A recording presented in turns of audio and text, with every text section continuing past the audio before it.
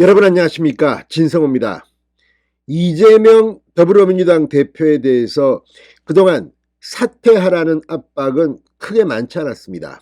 김혜영 전 최고위원 정도가 무대에서 내려와라고 했습니다. 그렇지만 다른 의원들은 이재명 대표를 비판하면서도 아직까지 사퇴 이야기는 꺼내지 않았습니다.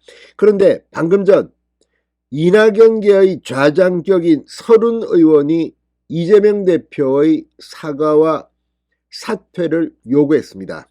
상당히 점잖게 말했지만 나라면 그만둔다. 이낙연계의 좌장이 이재명을 향해 사퇴를 논하기 시작했습니다. 자, 그리고 이낙연계뿐만 아닙니다. 친문계. 자, 그동안 잊혀졌던 인물이 한 명 있습니다. 이재명과 강하게 경쟁했던 사람. 그러나 이 문재인 대통령에 의해서 행정안전부 장관으로 가면서 정치권에서는 조금 조용히 있었던 전해철 전 행안부 장관입니다. 자, 전해철 의원이 친문진영 연구모임의 이사장으로 추대됐습니다. 최근의 일입니다. 자, 이제 친문진영도 이낙연계와 같이 움직이기 시작했습니다.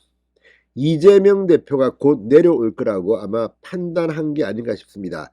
자, 이재명을 향해 조여오는 당내의 움직임.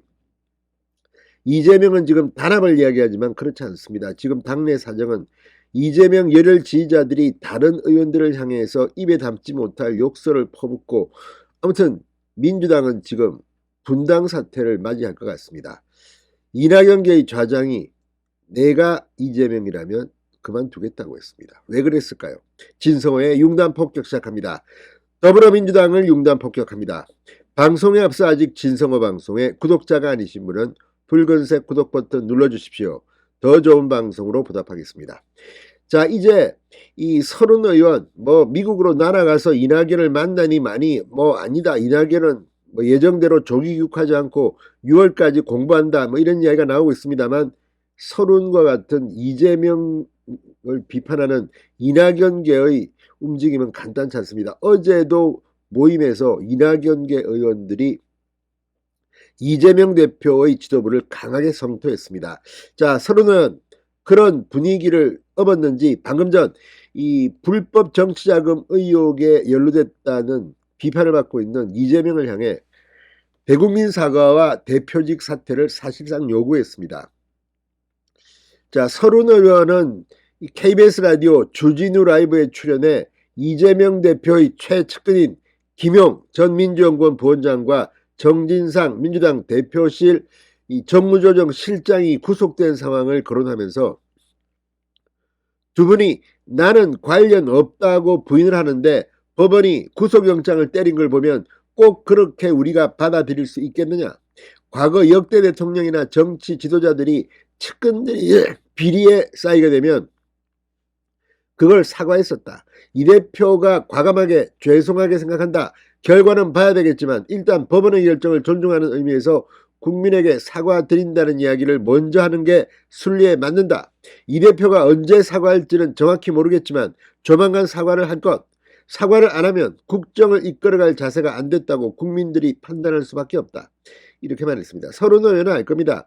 김대중 전 대통령, 김영삼 전 대통령, 노무현 전 대통령, 이명박 전 대통령, 측근이나 가족이 비리에 연루했을 때 사과를 했습니다. 노무현 전 대통령은 이 안희정이 정치자금 위반으로 구속되자 구구절절히 내가 말이야, 내가 책임을 져야 한다, 이렇게 상당히 이렇게 말을 했습니다. 그런데 완전히 이재명은 딴판입니다. 나는 모른다, 나는 관계없다, 이런 태도에 대해서 서른이 강하게 비판한 겁니다. 서른 의원은 또 정진상이나 김용 두 사람이 어떻게 했는지 정확히 몰라서 그 부분에 대해 내 책임이 없다고 할 수 없지만 적어도 나 개인 이재명은 결백하다 선언하고 그걸 내가 보여주겠다. 당에 더 이상 누를 끼치지 않겠다. 나는 떳떳하기 때문에 혼자 싸워서 돌아오겠다고 선언하고 당대표를 내놓는 것도 한 방법일 수 있다. 그러면 상당히 많은 우리 당 지지자들과 국민들이 역시 이재명이구나 하고 박수를 칠지도 모른다. 아, 이거 유혹합니다. 당대표 사퇴하고 클리어한 뒤 돌아와라. 진행자가 의원님도 그렇게 생각하느냐고 묻자 서로에는 나는 그렇게 생각한다. 나라면 그렇게 했을 것이다. 자, 이걸 보면 지금 이제 서른이 이재명 보고 나가서 네가 알아서 살아 돌아와라고 하고 있습니다. 자, 설훈 의원은 같은 당 김종민 의원이 민주당 차원에서 이재명 대표에 관한 사법적 의혹을 방해하면 안 된다. 제2의 조국 사태가 벌어질 수 있다고 이야기한 데 대해선 그 판단이 일정 정도 근거가 있을 수 있다고 호응했습니다. 조국 사태 때 우리 당이 많은 곤란을 겪었다. 물론 검찰이 여러 가지 무리한 수사를 한 건 틀림없지만 결론이 중요하다.